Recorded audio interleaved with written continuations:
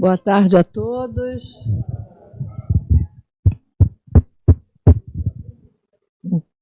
Hoje é segunda-feira, dia de nós estudarmos o Evangelho segundo o Espiritismo. Vamos dar início à nossa reunião de hoje. Boa tarde, seja bem-vinda, como sempre. E antes de entrarmos no assunto de hoje, a nossa irmã Eliana vai ler o texto de preparo para que nós possamos entrar no ritmo, em sintonia com o ambiente e com o estado de espírito que nós viemos buscar aqui. Eu pediria, por favor, a gentileza de tirarem o som do celular, porque vocês não imaginam como isso atrapalha quem está apresentando o estudo, quem está prestando atenção no estudo, quem está dormindo também. Atrapalha um bocado. Então, por favor, tirem o som do celular.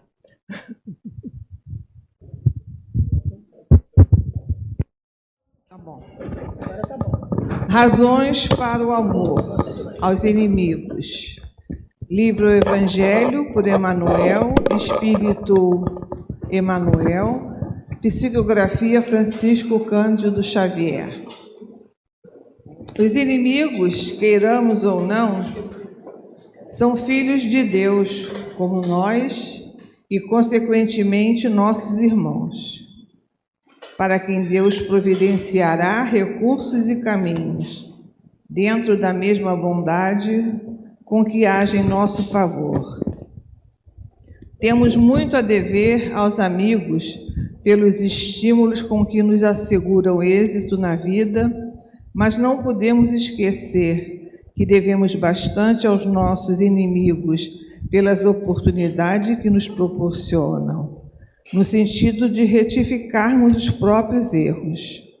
O adversário é mais propriamente aquele que sulca a nossa alma, a feição do lavrador que cava na terra, a fim de que produzamos na seara do bem, O amor pelos inimigos dar-nos-á excelentes recursos contra o desajuste circulatório, a neurose, a loucura ou a úlcera gástrica, sempre que estejamos em tarefa no corpo físico.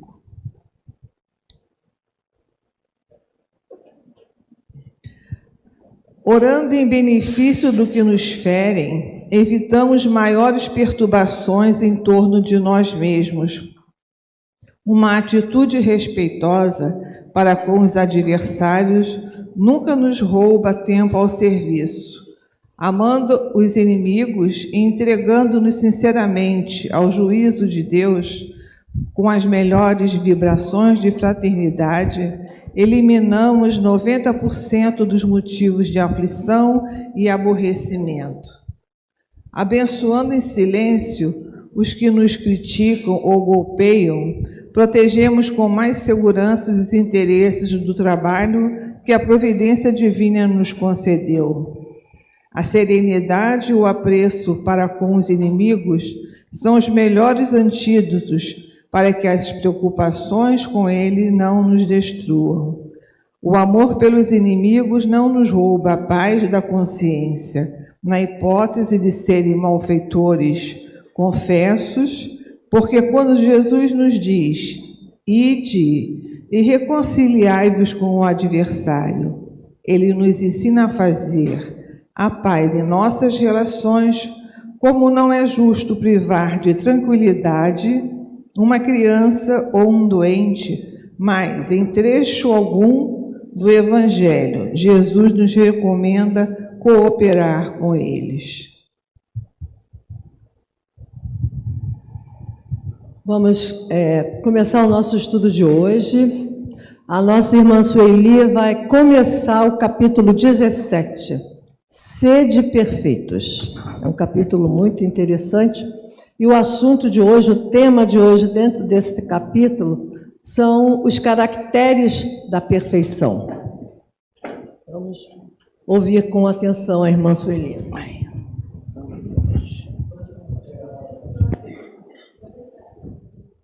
Boa tarde para todos. Sejam todos muito bem-vindos a essa tarde quente, mas vamos aproveitar um pouquinho desse ar refrigerado que acalma o nosso corpo fatigado, cansado, encalorado.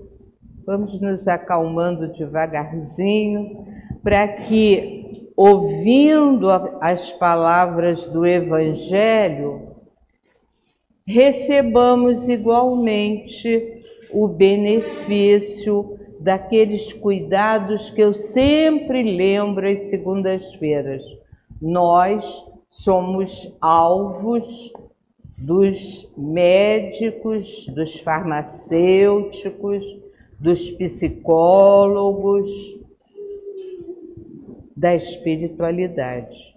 Então, enquanto nós vamos ouvindo o estudo do Evangelho sob o prisma do Espiritismo, fiquemos também bem relaxados, esperando essas inoculações, né? Essas injeções de ânimo, de saúde, de alegria, de paz, de esperança, de tudo isso que nós precisamos para viver em paz.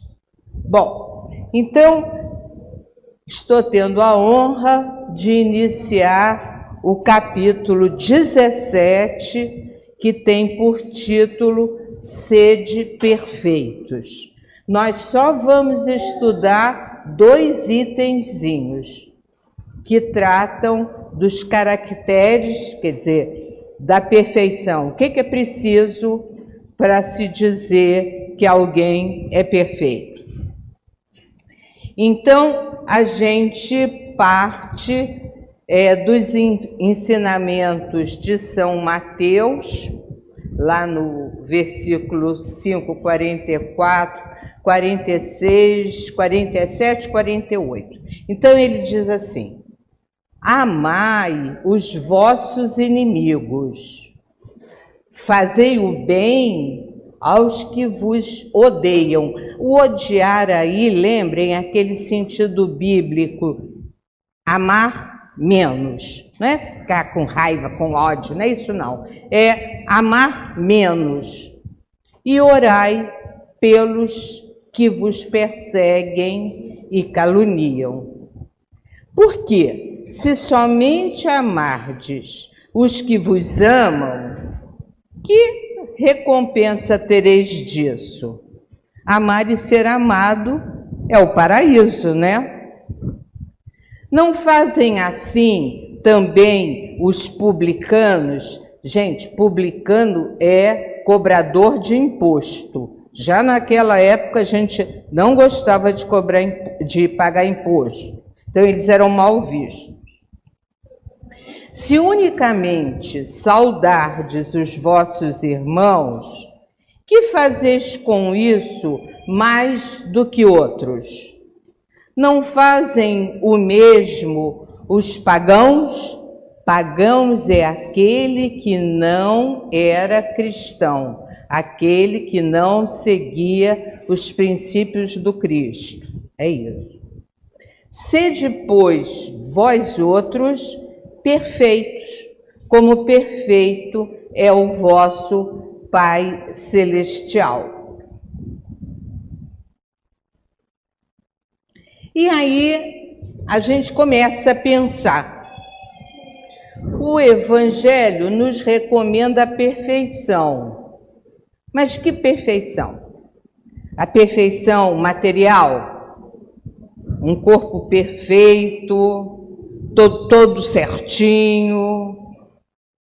A perfeição espiritual, aquele que tem um espírito mais elevado do que o normal, que é fraterno, que antes dos seus interesses bota o interesse daqueles com quem ele convive.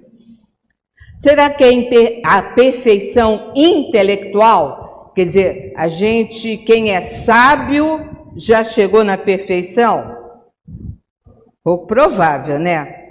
Que hoje em dia, com a quantidade de conhecimento, ter uma perfeição intelectual, saber muito, a gente sabe alguma coisa de uma coisinha só do conhecimento humano. Mas também a gente pode interpretar assim, quer dizer, não ter todas as faculdades mentais funcionando direitinho, não ter nenhuma perturbação de ordem do conhecimento, de aprender, será que é isso? A perfeição moral, será que é isso? Qual dessas? Acreditamos que a recomendação evangélica refira-se à perfeição espiritual, pois, alcançada a perfeição espiritual, as outras se lhe seguirão. Se a gente consegue espiritualmente ser uma pessoa de melhor qualidade, naturalmente a gente vai ser um pouquinho melhor em termos materiais, tudo para si, o outro que se vire.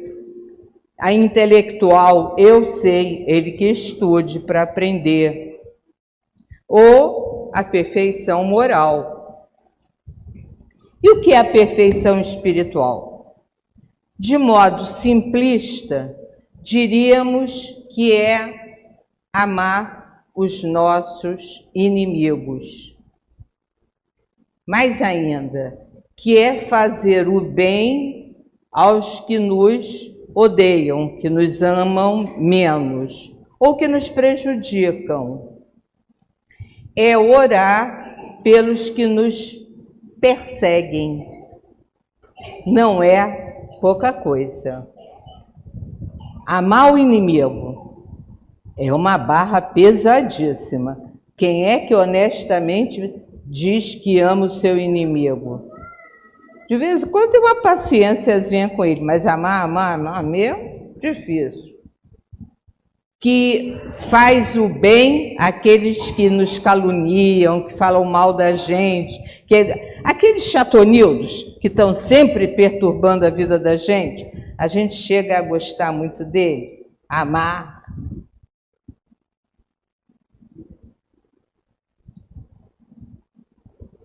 Isso aí, conseguir essa perfeição espiritual, é a razão pela qual a gente já aprendeu que tem que morrer e renascer.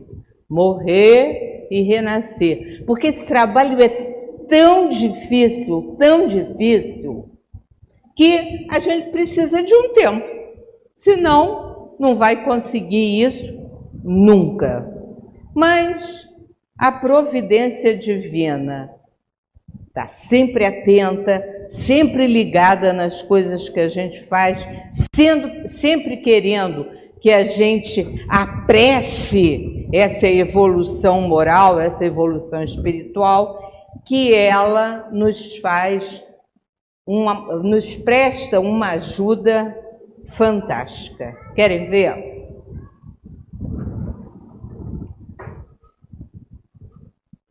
A perfeição pode ser absoluta ou relativa. Vou deixar vocês pensando bem para aquela pergunta que eu fiz antes. A perfeição absoluta é a perfeição de Deus. A relativa a gente pode conseguir depois de milhares de encarnações. Em todos os outros seres, só existe a perfeição relativa, nós. A essência da perfeição relativa, como é que eu consigo isso?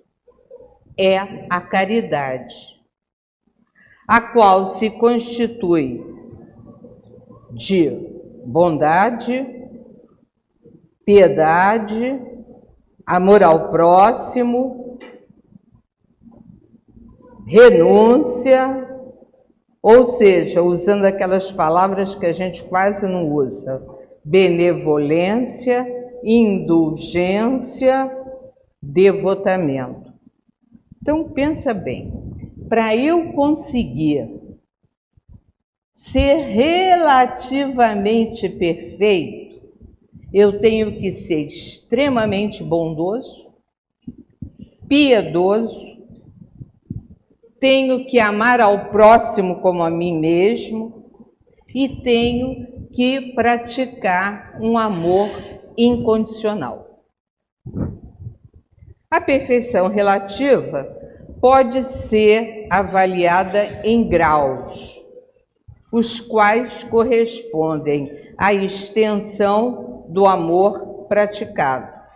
Assim, amor a si próprio, amor à sua família, amor ao trabalho, ao estudo, aos amigos, à pátria, a um ideal. Quer dizer, vejam só, a perfeição relativa é tão difícil que ela é graduada. A gente não consegue ter tudo assim de uma vez só, não. É difícil, muito difícil. Então, vê só, quando a gente diz que a gente precisa se amar para amar o outro, é uma coisa muito séria. Se eu me flagelo, se eu me machuco, como é que eu não vou machucar o outro? Primeiro, eu tenho que gostar de mim mesma. Posso não ser a melhor coisa do mundo, mas sou eu. Então, eu me gosto, querendo ou não.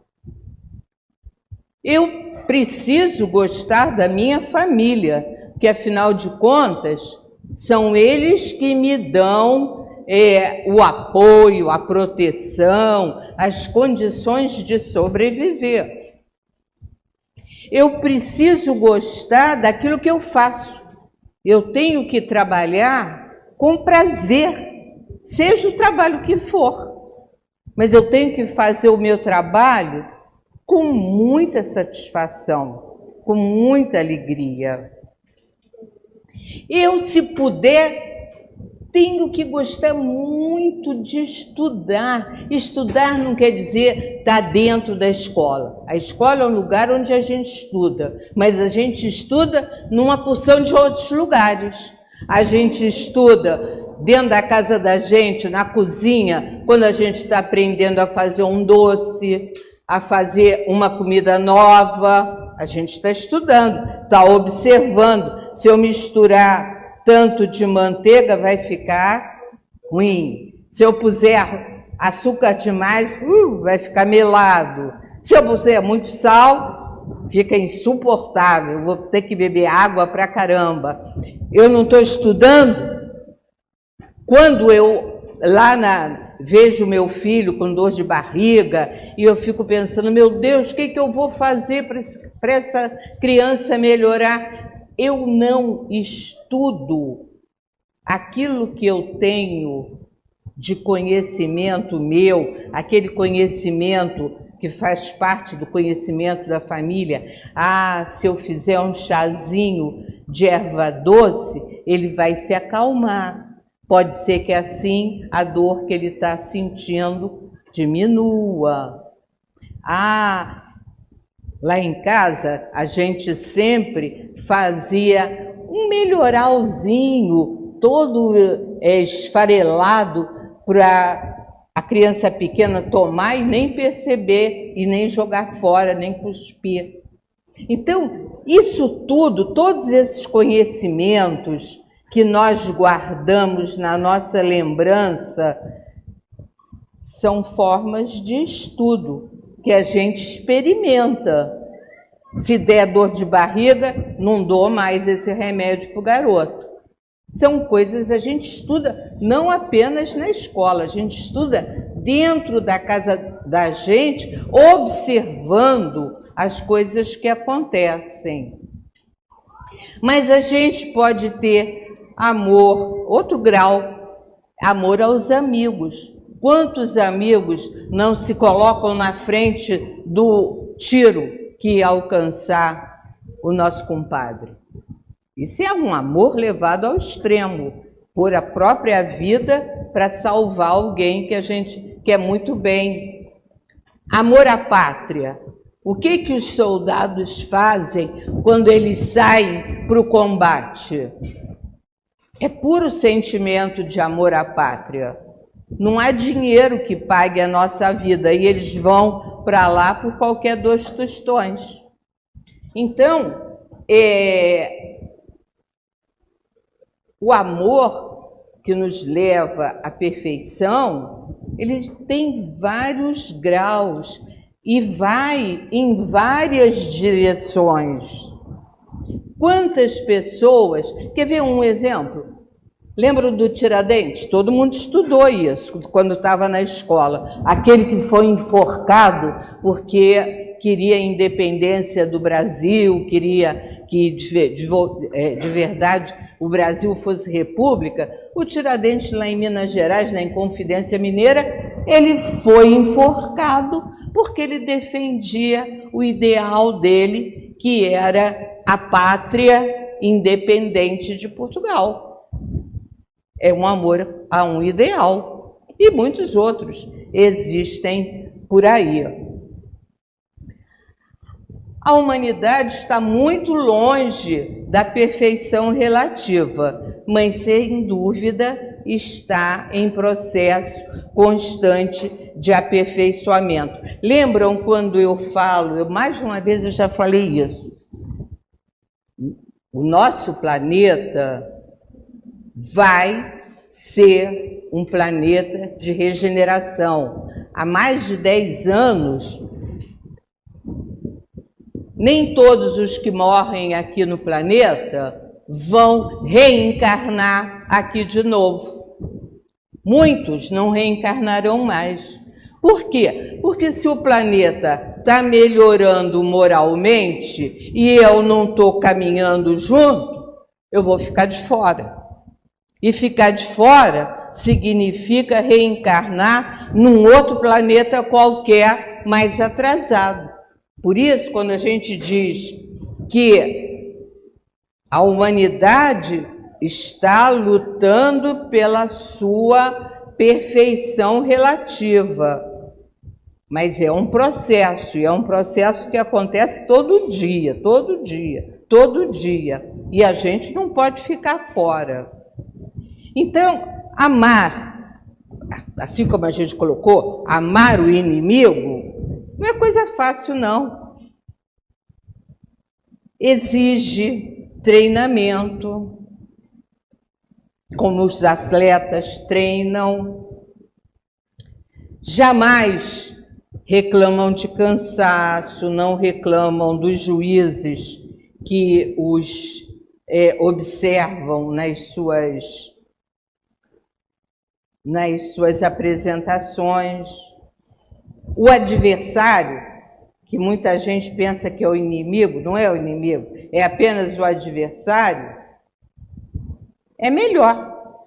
Claro, se ele me ganhou, é porque ele é melhor.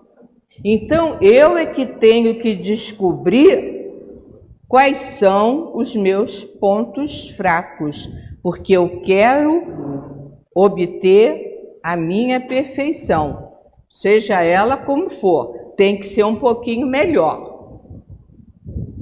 Então, o que está acontecendo? Gente, eu não sei fazer. Então, amar os inimigos é complicado pra caramba, porque exige que os observemos atentamente, observar o inimigo, buscando no inimigo qualidades positivas. Não existe nada nem ninguém no mundo que só tenha qualidades negativas, só tenha defeitos. Não. O maior criminoso deve ter alguma coisa boa no fundo do coração.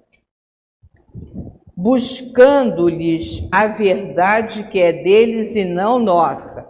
A gente também acha que o outro é adversário da gente ou é nosso inimigo porque pensa diferente da gente. Não é assim, não. A gente tem que respeitar o pensamento do outro, porque cada um de nós tem uma verdade. A verdade é uma coisa que não é absoluta. Cada um tem a sua verdade, não é não? Por isso é que nós temos que nos respeitar. Porque a verdade de cada um depende da vida que cada um levou. Depende da instrução que cada um tem. Depende do coração de cada um. Por isso que a gente fala assim, ih, fulano é tão antipático. Ah, eu não acho não, eu acho ele uma gracinha. Não acontece isso? Porque para cada um, aquela pessoa com aquelas qualidades ou com aqueles defeitos tem um lado positivo e um lado negativo. Amar os inimigos, então, é complicado, porque nós temos que perceber as argumentações deles. Por isso, olha, quer ver um negócio que é tira e queda? Pensa, todo mundo já viu, pelo menos na televisão, um tribunal do júri, não viu? Ficam lá os 7 jurados sentados lá num ponto, o juiz presidindo aquilo tudo, o promotor, que é o advogado de acusação, e o advogado de defesa, e o réu fica lá quietinho no canto dele. Então, observem só, tem a acusação, o fulano matou ciclano. Aí vem o promotor e diz, ele é perverso, ele matou porque ele é mau mesmo, o criminoso é um monstro. Vem o advogado de defesa e fala assim, não, ele matou sem querer. O outro, a vítima, vivia implicando com ele todo dia, implicava, fazia bullying, né? A palavra da moda, extorquia dinheiro dele, da família dele. Aí chegou um dia, ele perdeu a paciência e foi tomar satisfações. E aí, um soco daqui, um soco de lá, não é que ele deu o azar de bater a cabeça numa pedra e morreu? Mas ele não queria matar ninguém, ele só queria que ele parasse de implicar com ele, só isso que ele queria. Então vejam, a situação é alguém que matou outro, mas sobre o prisma do promotor, ele é um horror, é um monstro. Sobre o prisma da argumentação do advogado de defesa, de verdade foi um acidente provocado pela própria vítima que perturbava o assassino o tempo todo, aborrecendo. Então vejam, não há verdades absolutas. As verdades são relativas. Para um mesmo fato, cada um tem uma argumentação para defender o seu ponto de vista. É só lembrar partida de futebol, né? Partida de futebol, se você falar com o vencedor, caramba, o perdedor realmente era muito fraco. Se você falar com o perdedor, ele vai dizer que o juiz era ladrão, que o campo era ruim, que o melhor jogador dele foi machucado. E o fato é um só. É uma partida de futebol.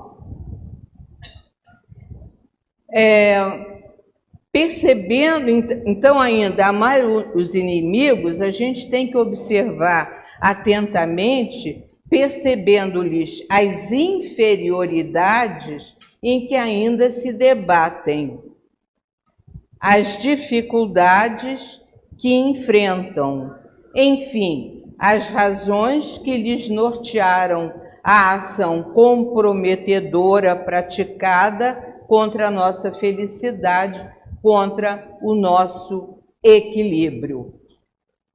Às vezes o outro nos faz mal, não porque ele de verdade queira nos trazer alguma coisa de ruim, mas porque ele está tão perturbado, está tão perdido com a vida dele, que ele nem consegue fazer as avaliações corretas da situação que ele está vivendo.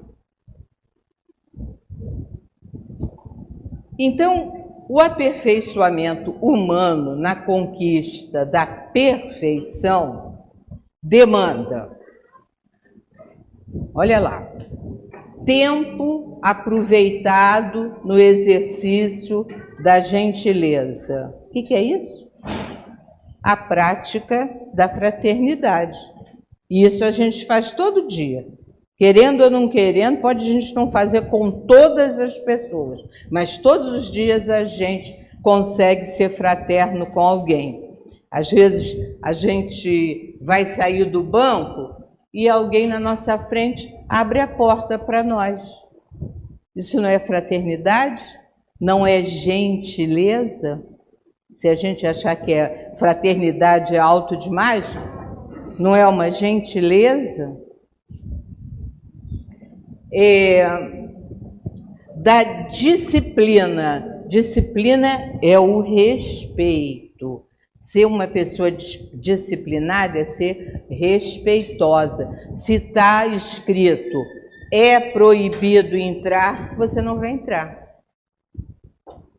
Se tem uma faixinha, né, aquela faixinha preta e amarela na calçada, é para você não pisar na calçada, porque aquele pedaço deve ter alguma obra, algum buraco, alguma coisa.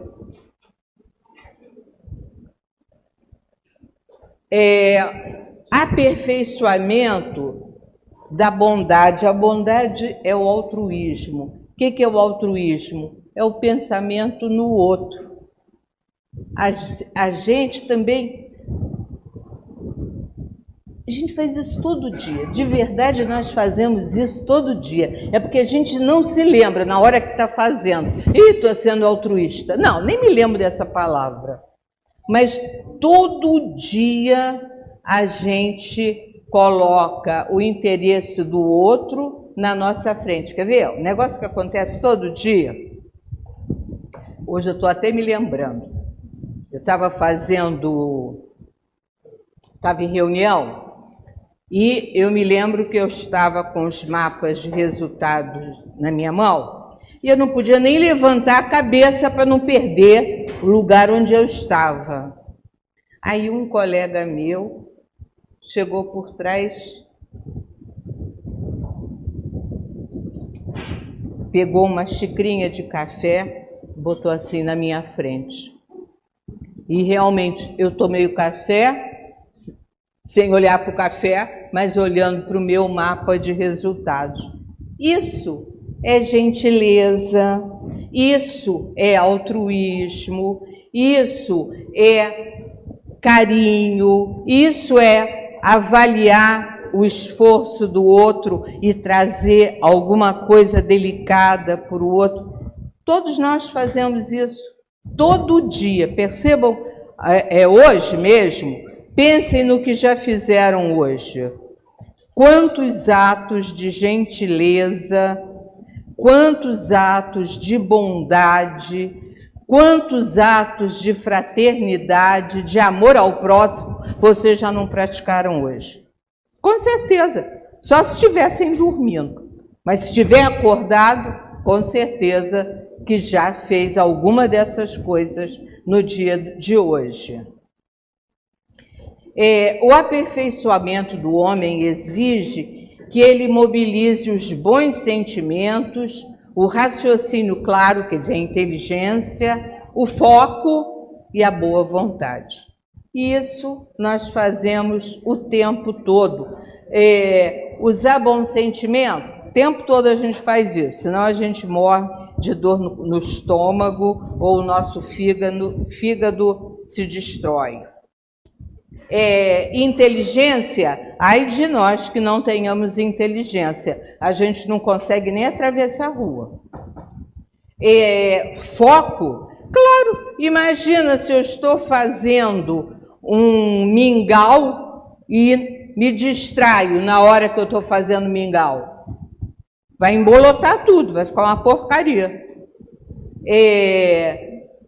Boa vontade, claro que a gente tem paciência e tem amor. Todo mundo tem ou teve pais que exigiam da gente muita paciência, muito amor. Filhos, esses então só Deus sabe como dão dor de cabeça, né? Cônjuges, que às vezes a gente tem até que dizer, a porta da rua é a serventia da casa, porque a gente já não aguenta mais.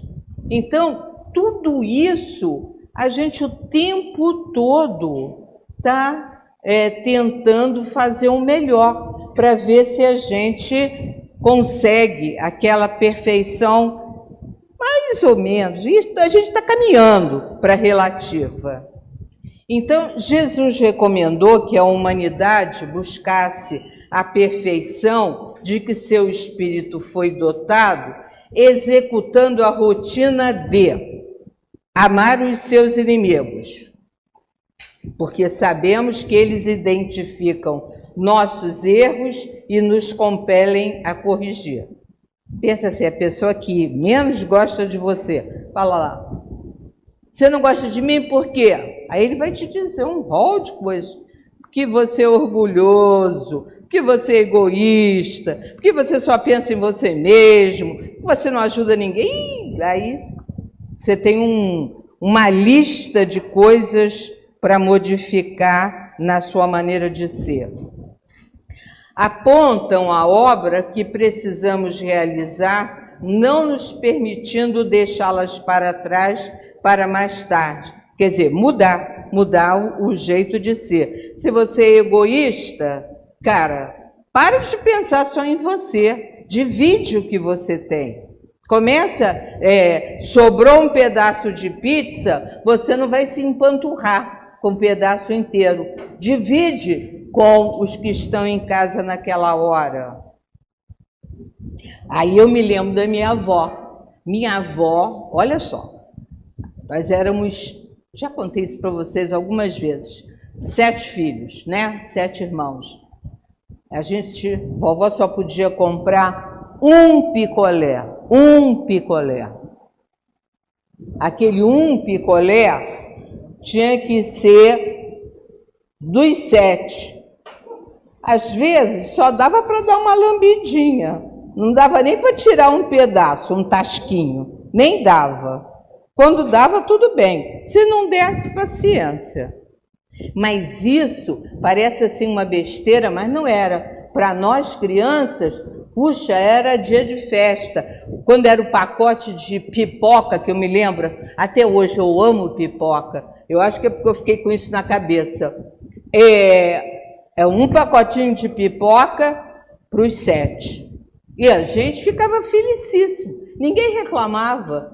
Bem pelo contrário, tinha pipoca em casa, era um pacotinho só, mas tudo bem. Mas isso é um exercício que a gente vai fazendo desde pequeno.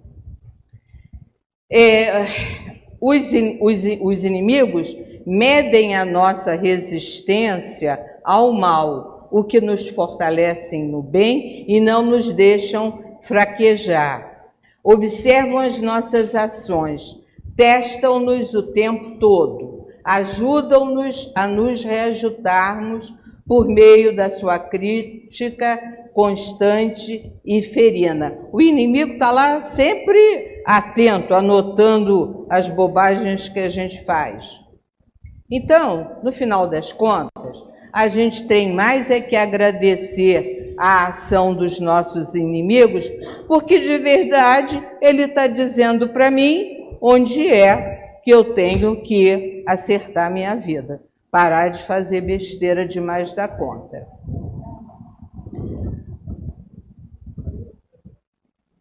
Em matéria de aperfeiçoamento, é indispensável coragem para começar. Amar os inimigos e orar por eles não significa que devamos nos ajoelhar em pranto e penitência aos pés dos nossos adversários, mas significa que vivamos de tal forma que eles se sintam auxiliados por nossa atitude e pelo nosso exemplo.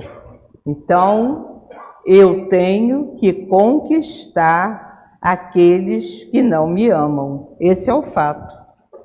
Se eu quero ficar numa boa, ficar bem, eu não posso ter inimigo. O outro pode até nem gostar tanto assim de mim, mas não vai poder reclamar de mim que eu fiz alguma maldade, que eu botei um empecilho para ele não andar para frente, que eu tornei o dia dele muito ruinzinho por conta da minha ação ou da minha omissão.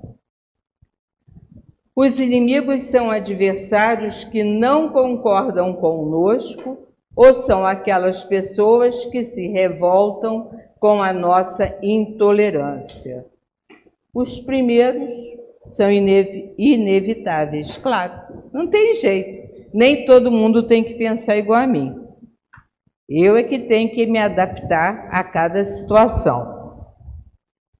Os segundos podem ser evitados se não lhes formos sistematicamente opositores, se não forem sujeitos a ameaças silenciosas, se não forem objetos da nossa antipatia gratuita, se não forem tratados com prevenções e sarcasmos.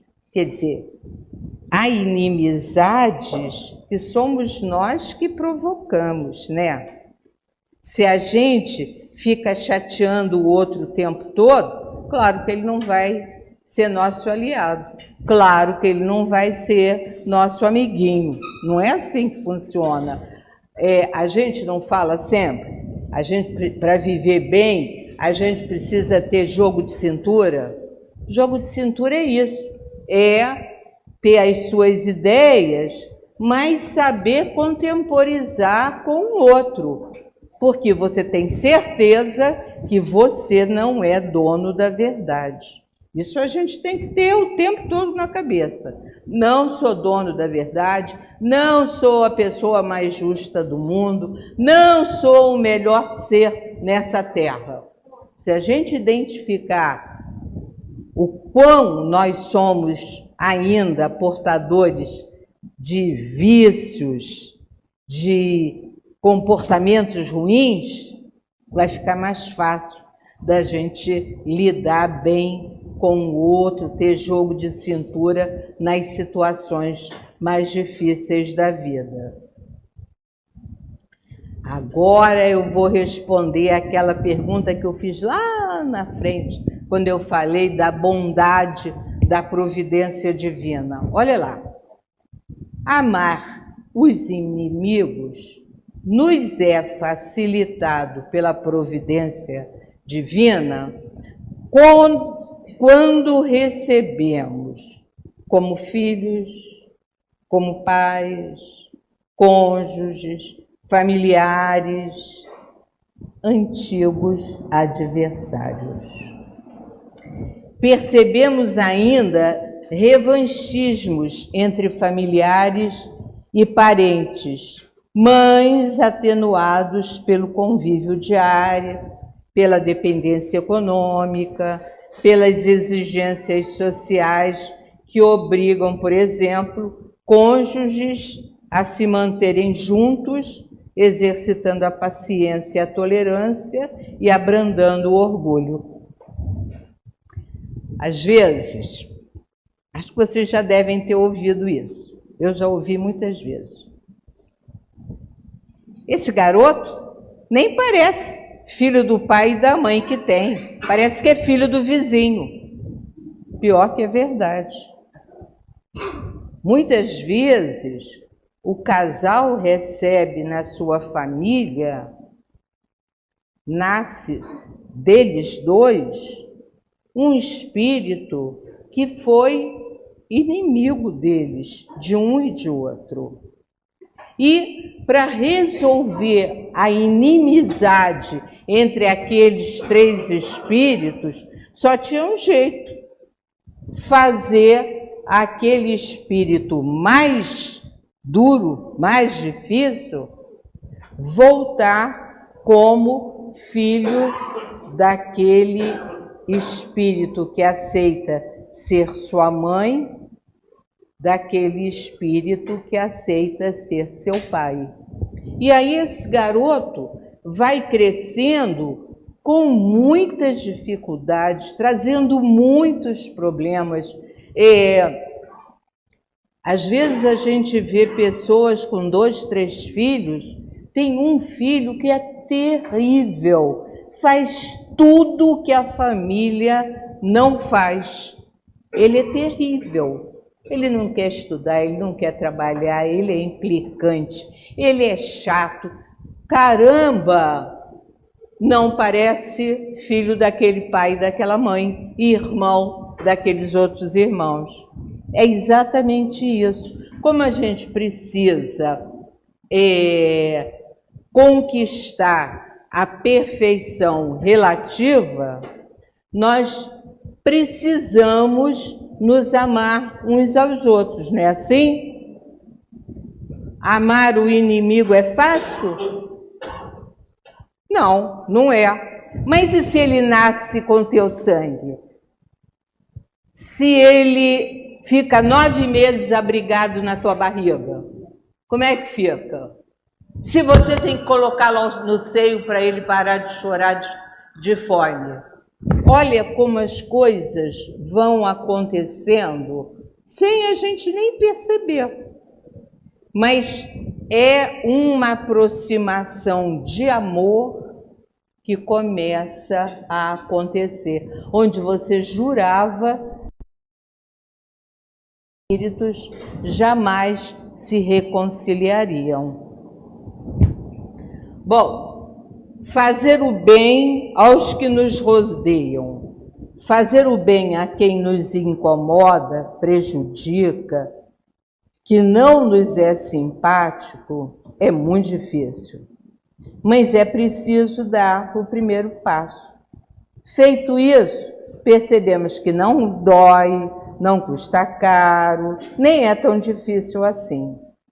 Se ao final de cada oportunidade que a vida nos oferecer, retribuirmos o mal que nos façam com o bem que praticarmos, vamos abrandando a nossa dificuldade de retribuir com o bem o mal que nos façam. Aí eu botei um exemplo. Se a vizinha, em certo dia de mau humor, nos negou uma xícara de açúcar, ofereçamos o leite que sabemos faltar para o preparo da mamadeira que a filhinha reclama chorando. Custa tão pouco e pode fazer tão bem, vale a pena tentar.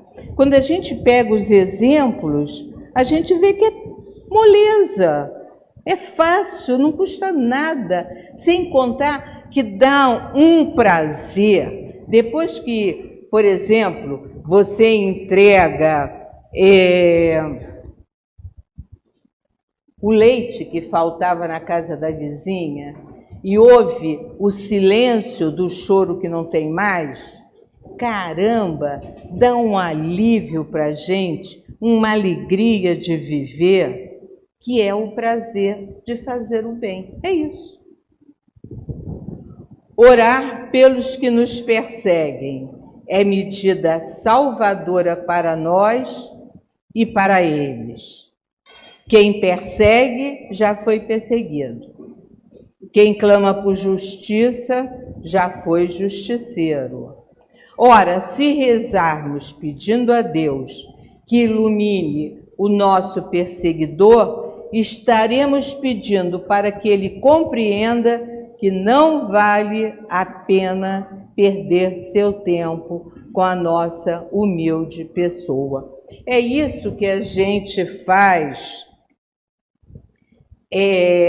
na casa espírita, quando a gente faz o trabalho de desobsessão. Que bom que eu posso falar nisso agora.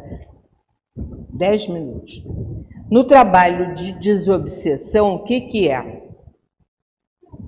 Nós convidamos aquele espírito, ou o espírito, que eu não sei quem é, que está perseguindo a pessoa cujo nome eu botei na mesa de caridade, para vir conversar conosco.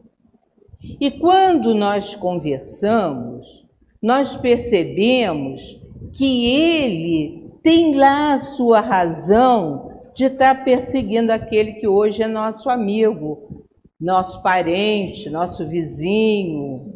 Ele tem lá as suas razões.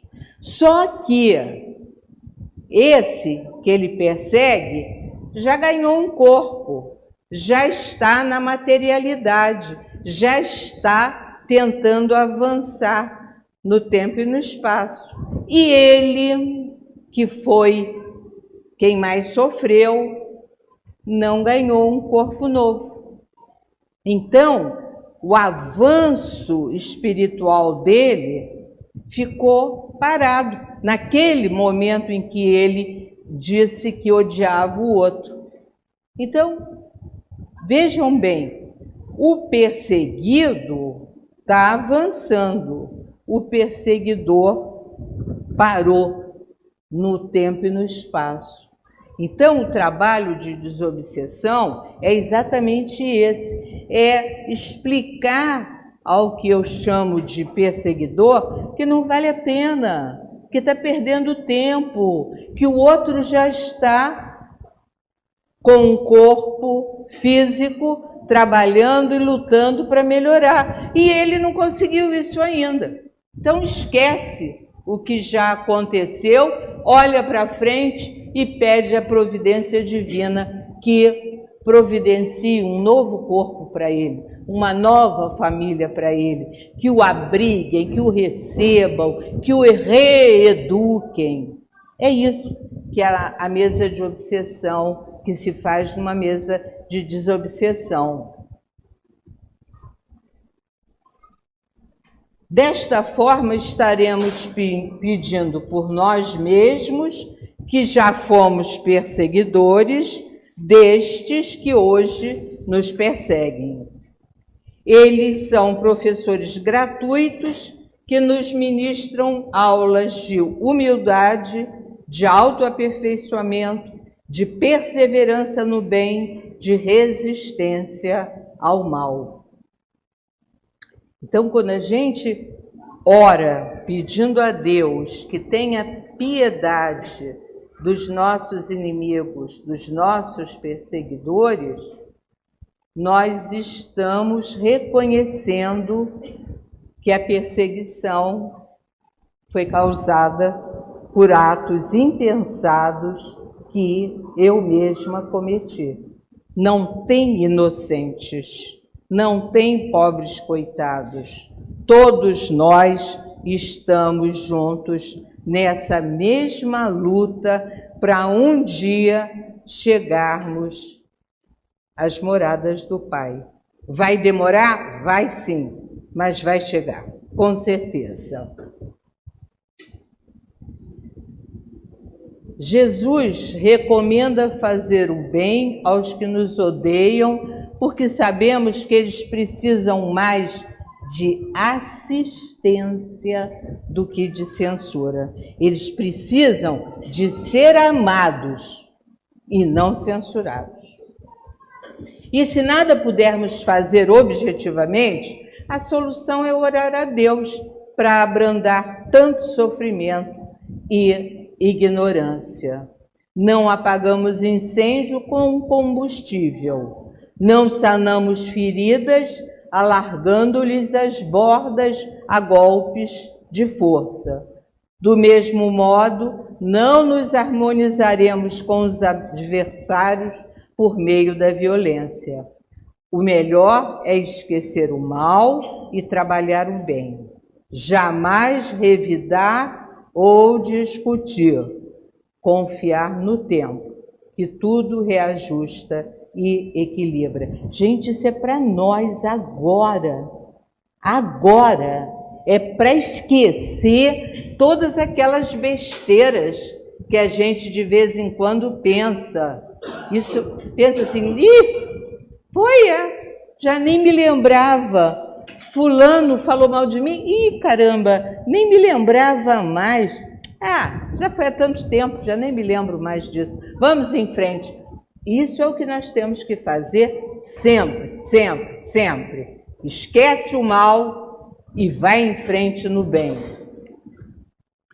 Somos todos espíritos imperfeitos, mas capazes de alcançar uma perfeição relativa. A perfeição relativa de que somos capazes começa, nós já aprendemos, com a prática da fraternidade, com o esquecimento do egoísmo, do orgulho, da vaidade. Fraternidade mais humildade, mais bondade, resolve o caso. Fraternidade, bondade e humildade. Fica tudo muito bem, obrigada. Amigo, quer mudar?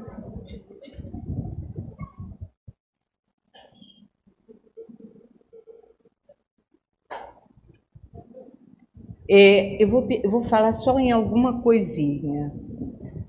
Viemos a este mundo não apenas para desfrutar de um paraíso, mas para construir o paraíso. Pensem nisso. Nós não nascemos para viver em berço de ouro. Não foi isso, não. Tudo bom, tudo bonito, um paraíso. Não. Faz o outro raciocínio. Nós nascemos para construir o paraíso. Se a gente pensar isso, problema resolvido. Olha a fraternidade, olha a bondade, olha o altruísmo, olha a tolerância. Estou construindo o paraíso para os meus filhos. Pensem assim, se eu estou construindo o paraíso para os meus filhos, e os meus filhos foram meus antigos inimigos, eu estou construindo o paraíso para os meus inimigos. Olha só, tudo que Deus mandou a gente fazer, se nós pensarmos assim, nota 10. Somos perfeitos. Vamos conseguir chegar na perfeição relativa. Vamos construir o paraíso, e eu vou parar aqui, porque é o fechamento de tudo. Vamos construir o paraíso para os nossos filhos, sejam eles quem eles forem. E a hora que a gente conseguir esse paraíso, nós conseguimos também a perfeição relativa e conseguiremos também reencarnar no nosso tão querido planeta Terra. Muito obrigada pela atenção de todos.